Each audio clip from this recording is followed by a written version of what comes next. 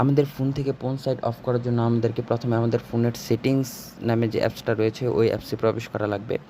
ওই অ্যাপসটিতে ক্লিক করার পর আমরা এরকম একটা ইন্টারফেসে চলে আসবো। এখানে সার্চ বারে গিয়ে আমরা সার্চ করব ডিএনএস লিখে। ডিএনএস লিখে সার্চ করার পর আমাদের সামনে ঠিক এরকম একটা ইন্টারফেস চলে আসবে প্রাইভেট ডিএনএস নামে। এবার আমাদের কাজ হচ্ছে এই প্রাইভেট ডিএনএস নামে যে অপশনটা এসেছে এটাতে প্রবেশ করা। এটাতে প্রবেশ করার পর আমাদের সামনে এরকম একটা ইন্টারফেস আসবে। আমরা প্রাইভেট ডিএনএস নামে যে অপশনটা রয়েছে এটাতে আবার একটা ক্লিক করে দিব। আমার ফোনে প্রাইভেট ডিএনএসটা অফ করা আছে, এখন আমি এটাকে অন করে দেব। প্রাইভেট ডিএনএস হোস্ট নেমে একটি ক্লিক করে দিব এবং নিচে যে লাইনটি লেখা আছে এই লাইনটি আমাদের ফোনে প্রথমত থাকে না, আমি আমার ডিসক্রিপশন বক্সে দিয়ে দিব।